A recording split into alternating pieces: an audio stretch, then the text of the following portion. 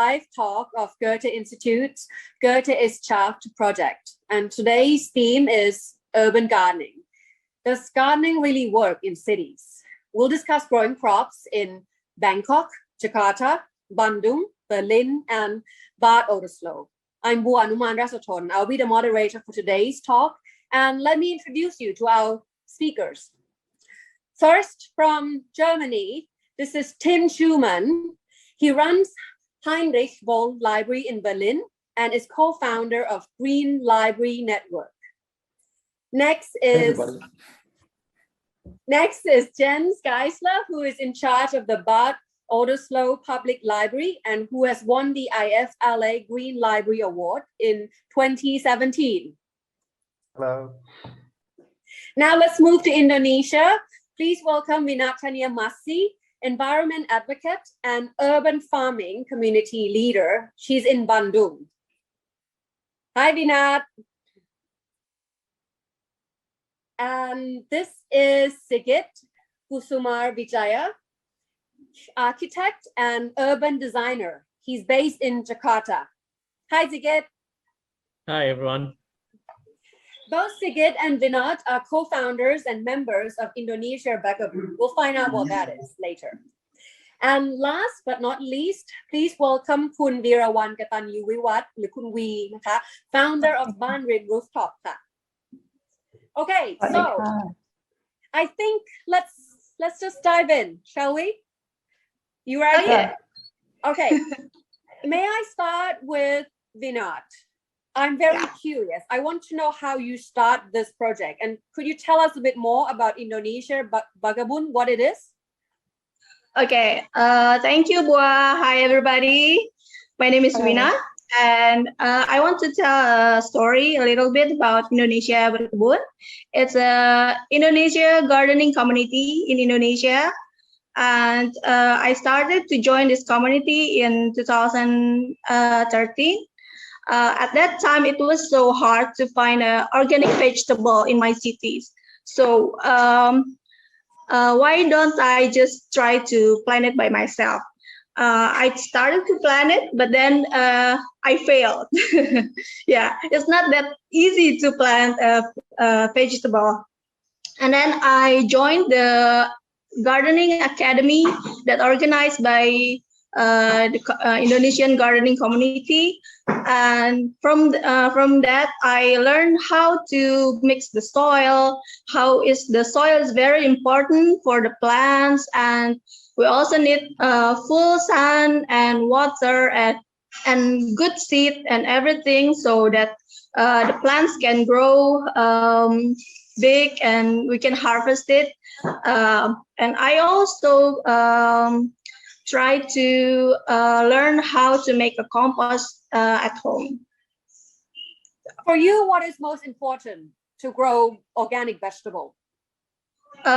It's very important because organic is healthier for us.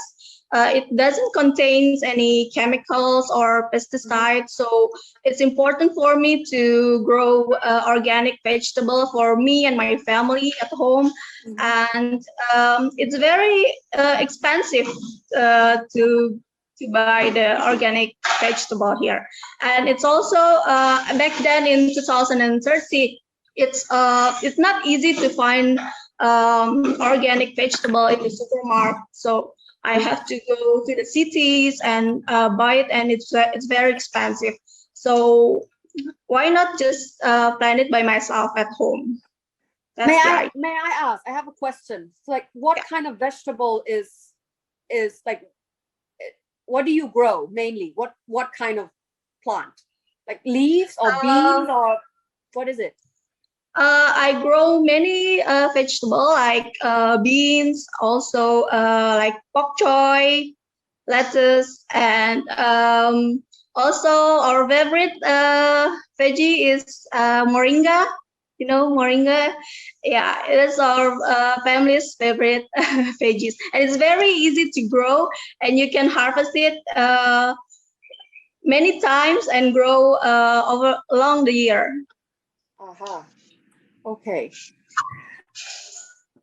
If you would like to join, just raise your hand and then just jump in, okay? Because I kind of want everybody to introduce themselves a little bit about that project, what they're doing, and then I'll ask more questions. So let's move to Kun V. So Kun V, what do you do?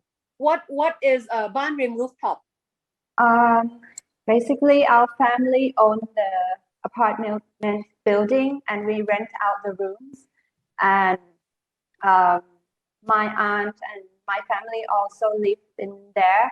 But right now, we also have a lettuce farm on the rooftop as well. This is not what we planned at the first place, but it all started with my aunt, who at first she just wanted to learn how to grow organic vegetables. So she started that on just the fourth floor of the building, just at the balcony. But soon after she started, for 1 year, she passed away from cancer. But during the time when she was not well, she transferred her knowledge to the security guard and the receptionist of the building. So they all took care of the plants for her. And then my dad also jumped in and took over her project. And because my dad is also a civil engineer, so whenever we need anything, any kind of facility, the water system and the planting beds and things, he's always there to support. So whenever he has time or the worker were free, he would send the worker to build the facility for us. And then we start to grow our productivity improve over time, and so that we distribute our products to our friends and family as well. And after that, people start to ask to buy from us. So that's how we start the business. So because we get a really good feedback, so whenever we have time, we keep expanding. And it's been about 5 years now. So basically from fourth floor, you build 2 more floors, correct? Like fifth and sixth. Yeah, 1.5 more. So we have smallest area on the fourth floor, and on the rooftop we have half of the area. And the second half, there is a tank, a water tank, so we cannot grow anything there. So we built a kind of platform up, and then have some more planting beds on above the tank. Yeah, so it's a kind of rooftop and a mezzanine. Yeah. All right. Okay. As you can see from the pictures there, they're like rolls of salad leaves. And yes. Are they growing really well? Why now you concentrate on salad? Because before that we grew many things, and we think the salad vegetable fits our life quite well. We think they are low maintenance. Normally the salad vegetable doesn't have much pest. So, but the only problem that it has is they do not like the heat from the sunlight, right? So we found a way to reduce the heat in the area that we plant them, and we put some automatic system on the simple timer, to kind of sprinkle the water like every hour, and we put that on the heat down. Yeah. So once we can find a way to cool down the environment in there, so it works well. So it's quite a low maintenance kind of plant for us now. So right now we all have our regular job that we work in the daytime. So we just can come back and take care of them just in the morning and in the evening. So I think it works for us. Okay. Let's move to Germany before we come back for more questions. Jens, I'm very intrigued by what you do. I mean, you run a library, correct? But it's not just for books. So can you please explain to us a little bit more? What does it do? And what do you do? Yes, thank you for the great honor to participate in this talk. We started with urban gardening in 2015, and we ended up with a whole bunch of SDG issues in the following years. So, but Oldesloe is a very small town of about 25,000 residents in the federal state of Schleswig-Holstein, between Hamburg and Lübeck. We have a very old building, generous space inside, but no possibility to garden outside. So that sounds not so well, but yes, we started in 2015, thanks to Tim. We were one of the first libraries in Germany. So you both know each other before? Yeah, we knew each other, and since 2014, I think. Tim was a student, and he has the idea. So he said, let's have a project together on the SDGs, and so we followed the trend of the green librarianship in a new way and wanted to merge different trends: the green librarianship, the makerspace movement, and the ongoing process to rethink the roles and spaces of public libraries in their community. And we had fortunate soil conditions. We have strong urban and local initiatives as possible cooperation partners. We have a community garden, an urban gardening project called the Offener Garten. We have local groups of NGOs engaged in environmental and conservational issues. And the local politics and the city administration are focused on sustainability as well. So we started digging the soil, and we started to pick up the trend urban gardening and organized a small series of events. We were looking for cooperation partners and for some sponsors, so we needed money. And the concept was to make a main event in April 2015 with workshops, a small fair of NGOs and local partners. We had a lecture about urban gardening worldwide from a professor from Berlin, seed saver exchange, book presentations, and of course, coffee and cake. So this was the start. And later on, we had a makerspace with a class of the elementary school, which is located next to the library. And they became input about the importance of insects in urban space and agriculture. They built insect hotels in the library's event room with heavy duty. I'm very interested in insect hotels. Can you explain to me, like, what does it look like and what kind of insects do you raise in those apartments? Okay. So just imagine pieces of wood and other organic materials. So pieces of wood with holes inside, drilled inside for certain insects, so that the insects they don't have much space now, because agriculture just destroys insects and their spaces. So the insect hotels give them the opportunity to survive in winter. So in winter, especially. In winter. So especially in winter, and to put their eggs inside, and then the next year we have new insects. And you can also stuff tins with certain plant remains. So it does depend on the insect itself. So the children just drilled holes in pieces of wood, and they built a big insect hotel as well, with drilling machines assisted by adults. And we had another makerspace with a school class. They were growing the biggest bean in town. So it was called biggest bean in town because we tried to make some challenge. So which bean will grow faster than the other. We also had seed bombs at the main event.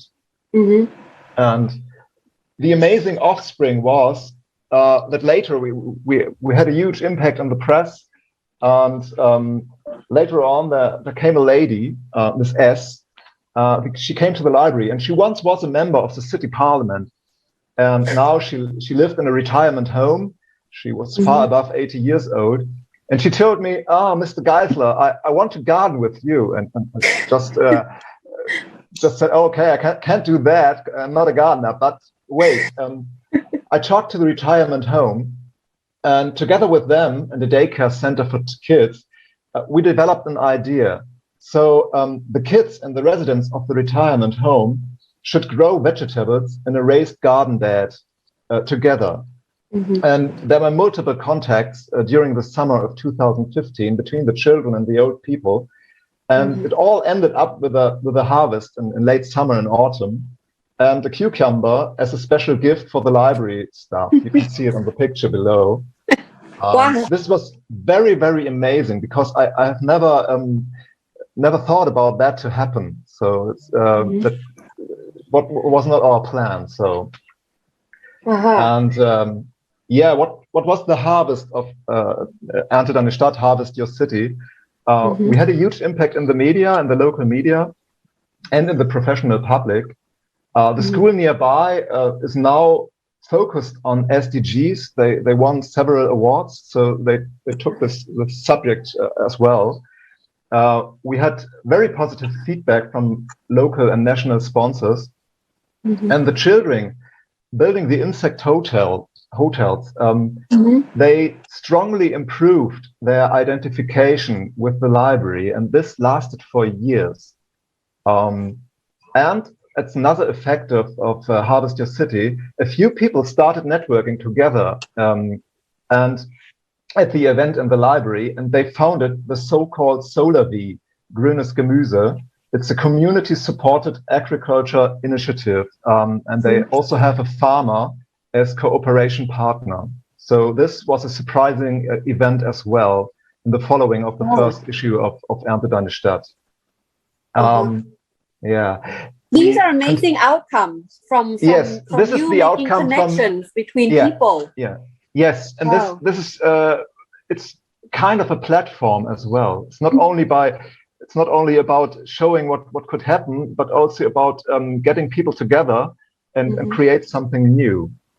And we continued with that in the following years until 2019. We now have on board the local bicycle club with its excursions. We have a water buffalo farmer farming with extensive grazing. So it's very, very cool. You can make an excursion at the main event with bicycle to the water buffaloes. We have the local groups. How did you get the water buffalo over there? Did you import it from Thailand? I don't think. We have certain buffalo farmers in Germany, and the farmer just bought the animals from them. So I don't know where they come from, but you can see the picture. Perhaps we have an expert in the audience. So you bike?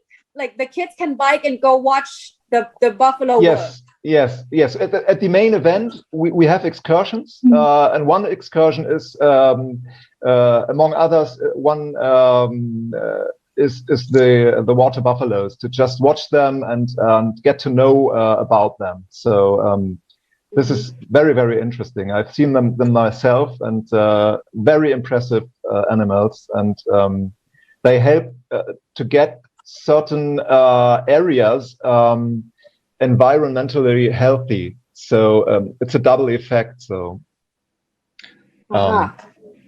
yeah, and we have in the following years we got the local groups of Friday for Future attending the events.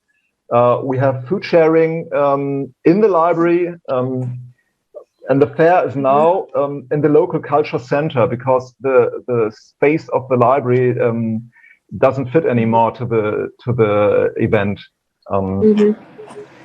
We had lectures about seeds and agricultural industry, about zero waste and plastic, about the worldwide impact of textile industry, traffic turnaround, and electric cars. And yeah, to finish or to make a conclusion, I think three things are very important about our experiences or in the local center. The people get in touch with subjects and want to learn more. The second thing is serendipity. there are people, they don't only want to borrow books and get into contact with subjects they eventually never heard of before, or so, and get interested.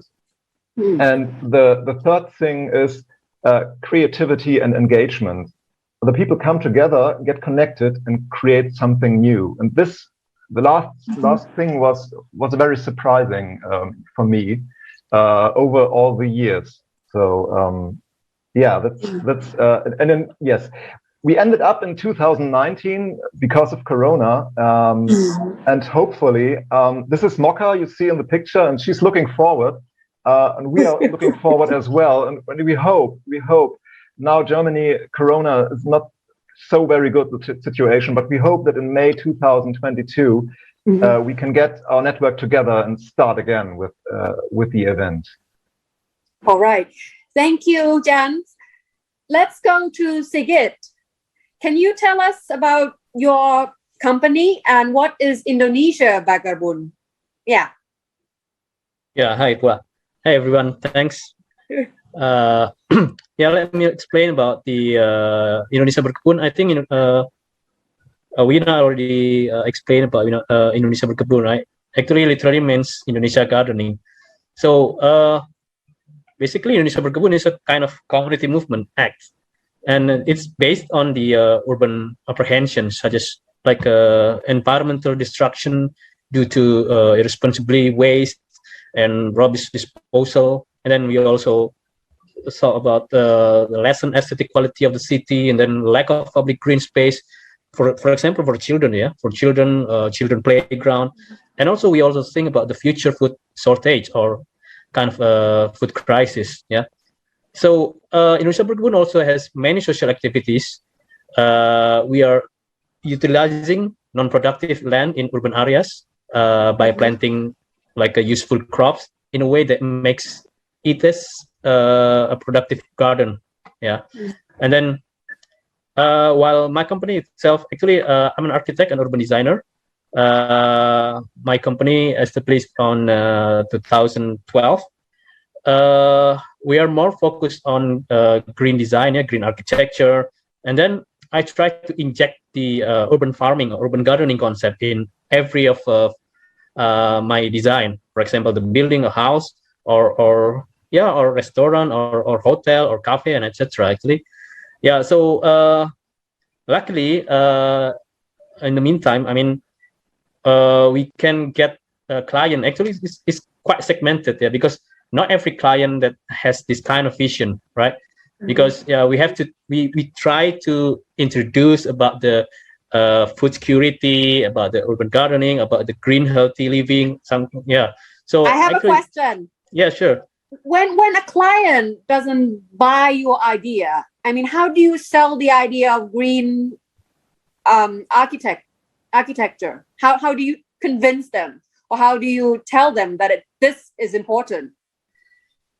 Yeah, that's actually a challenge, yeah, because because if people like for some reason like try to find an architect, sometimes they just think about I want my house looks beautiful, right? With of course more comfort. But then how we try to introduce, also persuade them, try to do the healthy living. Actually, it's quite challenging because we have to think. I mean, we have to also explain that if you want your next generation, your children, your great grandchildren, and then want to have a healthier living, then we have to shape the world, right? And well, actually, I have a slide or photos that I can share. Can I share or? Yes, please. Oh, okay. Yeah, I will share on my laptop here, because actually I already sent it to you, but I will share it on my laptop. Yeah, I try to talk about urban farming movement and also urban farming architecture for sustainable living. Yeah, and well, this is actually Indonesia. We are luckily have this kind of like a beautiful scene or beautiful land like that. I think Thailand is almost the same, yeah. because we are in the tropical area, yeah, for this. But then we have some kind of challenge, but that's also yeah, we call it, this is uncontrolled urban sprawl. Sometimes in the middle of the paddy field there is some building, yeah, suddenly there is some building. I don't know who owned this building, I don't know who designed this building, but then suddenly there's a house, there is a hotel, there is a cafe, there is a restaurant, or there is a shop like that. And if you see also from the satellite view, yeah, we can see that this is what we call uncontrolled, yeah, because in one area we have like 3 different character of the space, yeah. This is really crowded, yeah, with the horizontal, I mean the house, yeah, is more like maybe 1 or 2 stories house, but in the middle there is an apartment, yeah, and in the next area there is kind of a vacant land. We don't know, I mean, if there is a problem, yeah, if there is yeah, they don't want to build, or yeah, we can see that this is actually is really not controlled, yeah, for the city. But then we have to face also about the global food crisis. Well, in 2008, all of the agriculture ministries and also food ministries, yeah, already have conference, yeah, and they also talk about global food crisis in 2008. It's quite a long time ago, like 12 years or 13 years ago, right? And we also have to face about the problem of rising food prices. This is an article from last year that it said that world faces worst food crisis for at least 15 years. Yeah, this is warned by UN. And the countries where prices are already increasing, Indonesia also include here, yeah, over 30% increase, right? And that's why some of the group, of the people try to, well, we try to initiate some kind of movement. It's called Indonesia Berkebun, or literally Indonesia Gardening. It starts from the conversation in the social media, especially Twitter, yeah, in October 2020. This is Ridwan Kamil, the initiator, and now he's recently as a governor of some province in Indonesia. And yeah, well, we talk about urban farming, and at that time, 2010, I think not many people know about or concerned about the term of urban farming. What is urban farming? But then we already talk about that, and then okay, we have to meet each other, not only talk in the social media.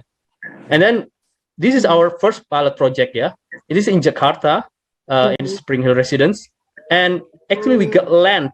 Yeah, we are not. This is not our land, but we got land. We borrow the land from the property. It's around 1 hectare. And then by social media, by Twitter, Facebook, we try to invite all people. Okay, come on, in the weekend, just come to our garden, and then we will do fun activities. Yeah, this is gardening. Yeah, and this is what the urban people looks. Yeah, if they just try to fun. Yeah, maybe they just want to take a picture. They just want to an access. Yeah, in the activities, but that's okay. This is because they are engaged with the gadget, right? So they will post it in social media like that, and then this movement become viral because of social media. Yeah, from Jakarta and then Bandung, Bogor, and other cities. I have a question, Sigit. Yeah, sure. Before you go on, I have a question. Can you go back to that slide? Yeah. The Berkebun in Jakarta, the one that it started in 2011, correct? Yeah, true. Is it still there, that piece of land, or have you returned it? Yeah, we already returned, and then that land it's now already become a hotel. Oh my God! So okay, but so how long was it? How long does it last? That garden? I think like 2 or 3 years. We understand that's a consequence because we borrowed the land. Yeah. Meanwhile, the land is empty, vacant, and then sometimes it's destroyed or everyone trusts their base there. From the previous slide that it was like full of garbage. Like this is the actual condition. Yes. Yeah, but then we move. I think in Jakarta we already like moved in 5 places already. Right now. Okay. And how many members do you have per one space? Or they move around? Yeah, I think because this is kind of a community movement. Yeah, so. They don't get salary from here, of course, because this is just voluntary activities, right? So basically, like in one activity, maybe there are around like 10 or 20, so 10 or 20 that the main volunteer, the main activist, But then we also invite everyone, and then because this is just a community, right? So sometimes we have to do the regeneration, right? For the volunteer as well, because sometimes they already got old, they already got married, they move to other cities, they move to other countries, or they are already busy, they have work, then they are not active anymore. Yes, Something got like it. that. And already we already have like 52 networks around Indonesia, like from Aceh here in the west of Indonesia to Papua, in it's called Fak City here. Most of them are in Java Island here. And we are also got award from Google in 2011. They called the award is Web Heroes. And we also not only via social media that we communicate each other, because sometimes we never meet people from I live in Jakarta here, but sometimes I never meet the volunteer in Fak City here. But then we have like a conference, we call it Indonesia Berkebun Conference, and now already like 5 times between 2011 to 2018. And the first conference is attended, also opened by the mayor of Solo that time, and now he's now is a president of Indonesia, Bapak Joko Widodo. Now he's become a president, and our initiator now become a governor in province, some province. And we already have a publication in book, and and also we got award from it's called World Summit Youth Award in 2015, and we got invited in Sao Paulo, Brazil, because we to receive to attend the ceremonial there in Brazil. And that's why when because I'm an architect, when I tried I established my own consultant around 2012, I think. 2012. But then I was thinking like, why don't my company try to applicate this kind of vision into a design? Because we try to integrate urban gardening or urban farming to an architecture design. For example, this is a reference. This in Thailand, maybe, of course, is quite well known, in for you and also for Thai people. This is Thammasat University rooftop farm, below is campus here, but then that rooftop is become, they design it in landscape quite beautifully, and it is, if you can see the zoom, see here. I think that's the students or the lecturer, they harvest a paddy field or I don't know, but this is really good, I mean, in terms of design. And it's also a building in Tokyo, in Japan. I think it's quite famous as well because the videography is spread in the social media, Facebook, WhatsApp, and everything, because they plant it indoor. This is paddy, rice field is indoor, and all the salad is also indoor. And it's also they consume it from that old garden, indoor inside of the building. This is quite good technology, great technology, I think. But then this is actually I try to start explain my design. This is my it's called veranda house or veranda home in Jakarta. I got this client. Actually, this is from the also same community in Indonesia Berkebun. So we are in the same community, and then they know that I'm an architect. They want to build a house with a boarding house, and because she already has a kind of vision about gardening, then she wants their house covered by greenery. Also in the rooftop, she want to plant the vegetable as well. Like you can see, that it's the banana tree in the rooftop. So. It is also the rooftop garden, from the above, and this also got not got award, but nominee for Art Daily Building of the Year in 2019. And this is another project. This is a different person, but I also got this client also from the Indonesia Berkebun. So that's some kind of fortunate for me that I got client from the same community. It's called Food Self-Sufficiency House in Indonesia, in Tangsel City. It's also covered by a green. Okay, this is kind of the diagram. So it's not only plant by productive food, but also of course decorative or aesthetic food as well, because you know, for productive food you have to reach it, yeah, for harvested, for harvest, right? If we cannot reach, then we cannot harvest, then just leave it for the decorative plants like that. So I have a question. I have another question. Sorry, anybody can answer. I'm wondering, what is easier to manage, outdoor or indoor gardening? Maybe Kunvi and Vinart can also pitch in, because I see a lot of design here that you, even from Tokyo, like from Japan, they grow indoor. But is it easier to control the elements indoor or outdoor? I think, of course, indoor is easier because you can control the light things, right? But when you are indoor and if you still want to plant your vegetable in the soil, then soil will be the problem of your building, because there will be insects and things that can bother you.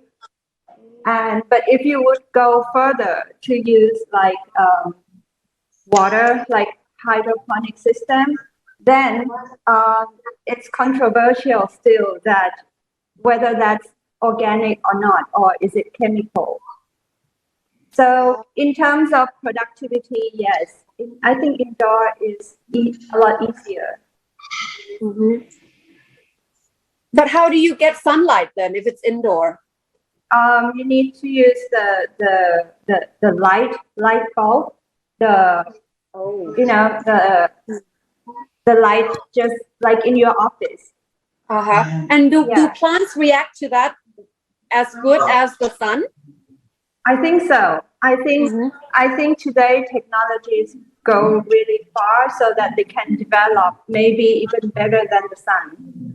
Wow. Okay. Yeah. We call it, I don't know, in Indonesia, we call it fluorescent grow light. So it's more expensive, but I mean, you can also plant it in indoor, I mean. UV light, maybe. I find it's more expensive to grow indoor, and the carbon that we produce is also more than when we plant outdoor, because we can get more sunlight when we plant outdoor. And the water, the circulation is also, I find it better when I grow it outdoor, because in Indonesia we have so many resources from the sun, from the wind. So I think it's better to grow outdoor here in Indonesia. Okay. I think we have 15 minutes left, so let Sigit finish so then we can go to Tim. Okay. I think I just will finish it quickly. This is some of the image of the building, and this is another house that almost finished. Actually, it's called Ryung house, or Ryung means like gathered. So we also try to implement the urban gardening also in the rooftop like this, and we also covered all the building with the recycled material. So this is actually, we try to applicate all the green elements here. And this is actually my new project here. It's called permaculture house, because the owners is actually I mean, it's quite rich, but she wants a public that maybe the public can come to their house and then just try to enjoy all the garden. Also, she wants to have a farm like a rabbit or also chicken. So then kids can play there, and then and have a look for the rooftop garden here. And also, this is we call hydrogenic. So it's kind of hydroponic with organic, like with the pond and the fish below there. And this quite actually huge project is because the owner is a government of Jakarta. It's a park and farm in Rajadhon in Jakarta, and we try to blend the existing paddy field there also with the urban farming. And because this is the public project, I mean public facilities project, we use like FGD, yeah, focus group discussion with the people that lives around it. And then when I attend that FGD, surprisingly, that all the people actually they already concerned about urban farming. They want urban farming in the park. So they asked me that, sure, I want to have urban farming there in the park. Wow. I mean, I just thought like, wow, the people are already concerned about this urban farming, and actually it's already been built, but because of the COVID, it's not opened yet. I mean, not operate yet. Yeah. So I just want to sum up about the impact and messages, right? Oh, okay. This is we try to connect with COVID. So home gardening as an option for food security solution during and post COVID-19. Actually, this is a question because all the articles like in Reuters, the home gardening blooms around the world during coronavirus lockdowns. Also, this Mbak Mina, that represent Indonesia Berkebun because the COVID from the country, from the Republic of Indonesia, invite us, to explain that when we are locked down, so you can do gardening like this and everything. And also many countries lock down their country, also hold their own food during COVID-19. So in the small scale, actually this picture is taken by the owner of the second project. Yeah. So actually this all got she got food from their garden. So this is testimony from her. So she got fresher, healthier vegetables without chemical materials. And this is when we design the green building, building with the green architecture, and then we can bring back and enrich the ecosystem to the side and let nature find its balance again. This also picture taken by the owner, because he also likes a macro photography, right? So the butterfly came, the caterpillar came, the bee came, and everything. Yeah, but I think it's not for people that maybe quite gross with that. It's quite dangerous, I think, for them. But yeah, I mean, we can live with their other animals, right? And it's social space, allocating personal space into a place to interact, learn together, and experience firsthand about a healthy lifestyle, also architecture. And this also got publicity from CNA, Channel News Asia, and also DW TV in Germany. Actually, it's about pollution. The issue is about pollution. So why we design a greenhouse, a green building, actually to reduce the pollution. So thank you. Yeah. Wow. This Thank you so proverb much. from the Indian. Yeah. We do not inherit the earth from our ancestors, but we borrow it from our children. Thank you. Wow. Thank you, Sigit. Wow. I think Tim has something similar here in your project. Can you tell us a little bit more? Yeah, sure. I learned a lot so far this event. I'm quite amazed. I want to have a kind of, what was it, permaculture library as well. This looked great. We do a quite similar thing, or we try to do a similar thing, but not on a big scale like this. We try to work on indoor gardening in the library, but as an idea, this is the library, like the first and the second level, and we have a flat roof, which we're thinking about offering to the public, but which means reconstruction. And then now I kind of collected some very good examples and very good ideas what we could do with these rooftop, but we don't have it's not accessible so far. That's why we use the large window fronts for indoor gardening, and this indoor gardening, so it's not self-sufficient at all, but it's like people can see and people can learn how fruits and vegetables grow. We have in Germany or in Europe or maybe in Central Western Europe more the opposite than a food crisis is it's a food waste crisis. Like 1/3 of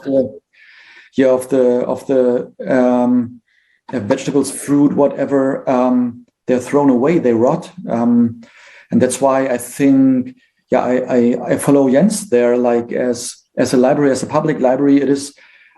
I think it is our role. It can be our role to spread the information about that. So it's not, books doesn't work anymore that much, but action works, and bringing people together works. And this is, like the idea of a public library is spreading knowledge, spreading wisdom, spreading or giving information to the people, but not only by books anymore, more like by raised beds in the library.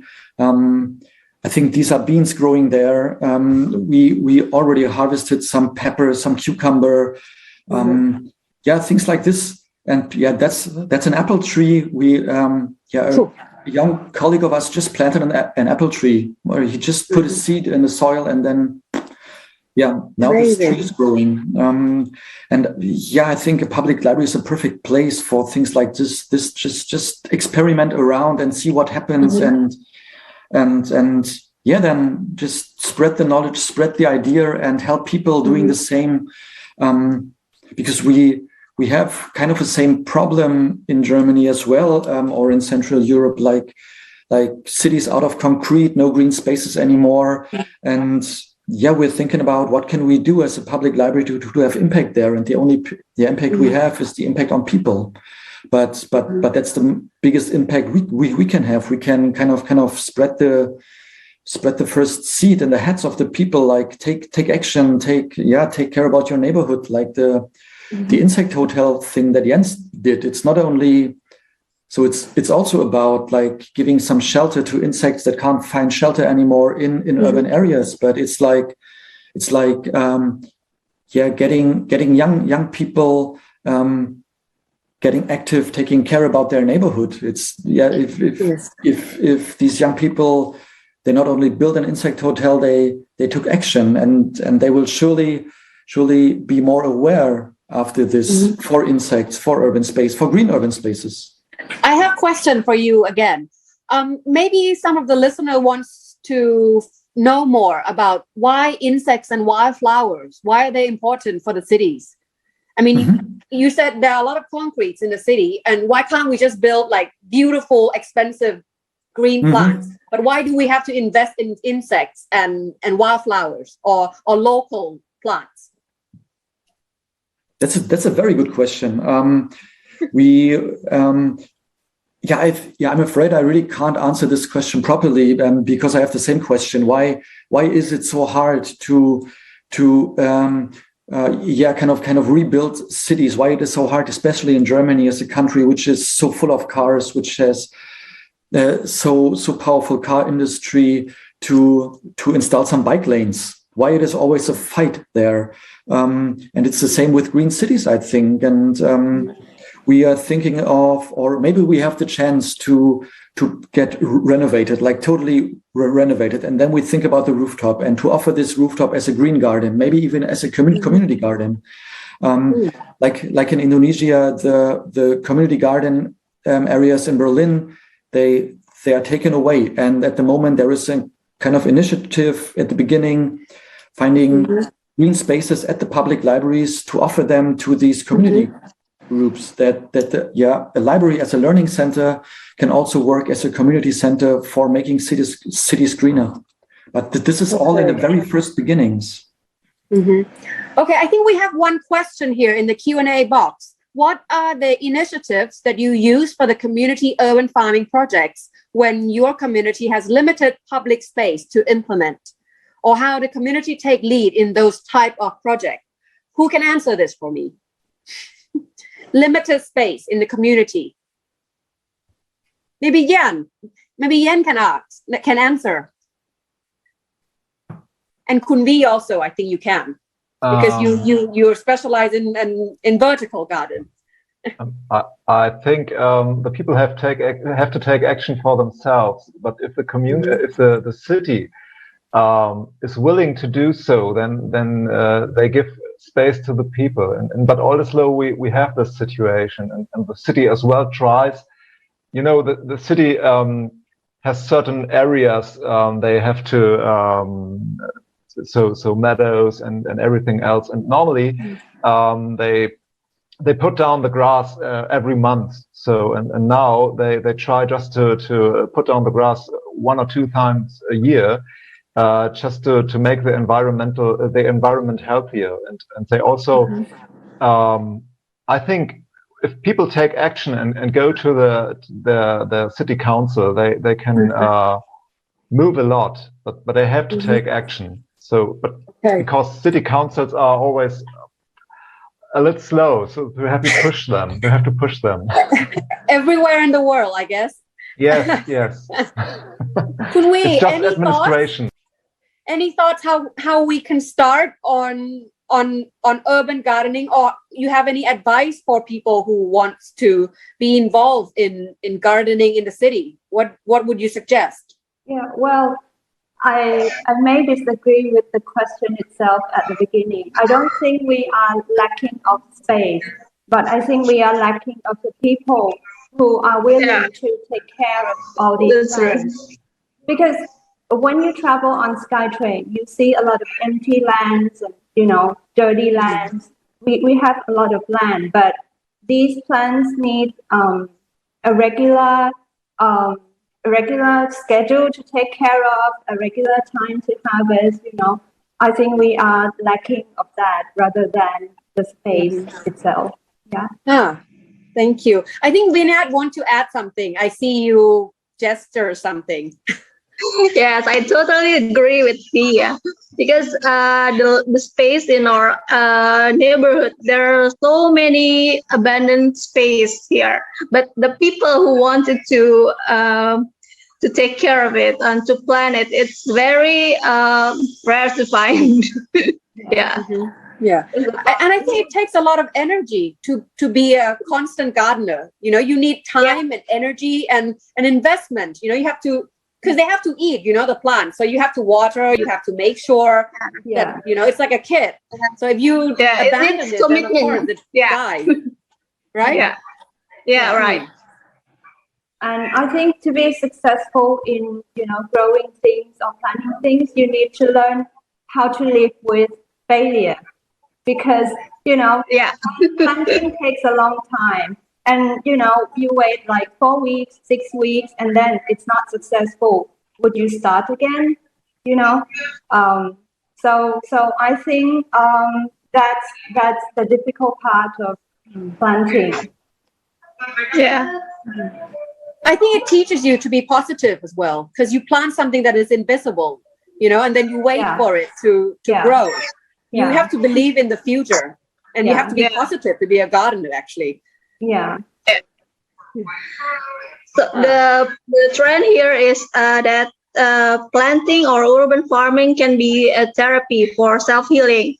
So when in pandemic, we hear a lot of people feel stressful and get bored because they have to stay at home. So they started to learn how to plant. And then I see it's it becomes viral here in Indonesia. I can see many accounts in Instagram. They started to set up a garden and they show their harvest. So it becomes also a healing to the others. Mm-hmm. It's amazing that gardens in general, are not just parks. Garden has become a center, similar to libraries. It's become a meeting point. It has become a topic that people can discuss and learn about each other and connect. So I think that's really wonderful. Yeah. I have a question. I have another question, the last question for me. What, in your opinion, is the perfect garden? Anybody can answer me. Oh, that's perfect tough. Garden. So to me, there's a garden where people come together, work together, and also like celebrate together. And like to me, a garden is more a place where you learn, where you do failures, but where you also celebrate and just build a community.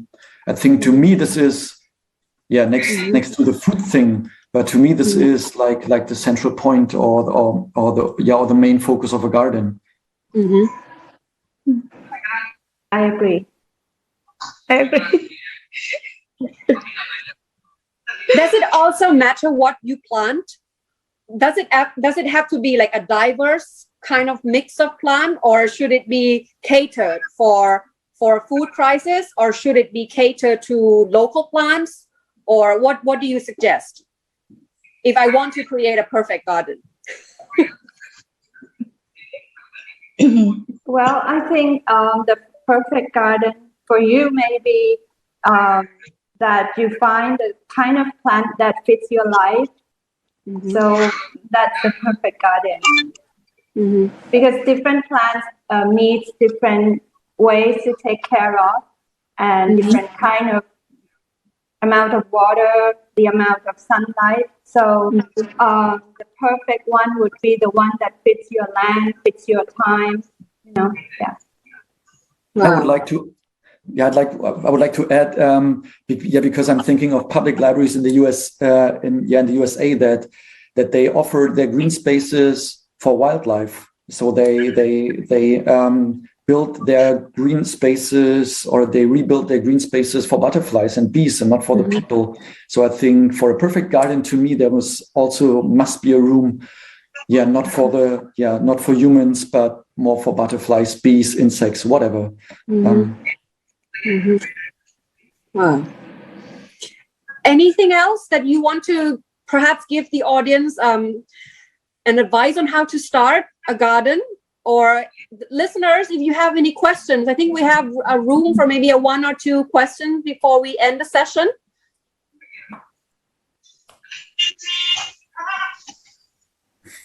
Jan, can you give it? Oh, sorry, Kundi. Yes, please. So for people who want to start, I think especially for the city people, we tend to have the interest, to be closer to nature and wanting to have, organic vegetable at home to eat. But I think we are overwhelmed with the information too much. So we read too much, we watch YouTube too much.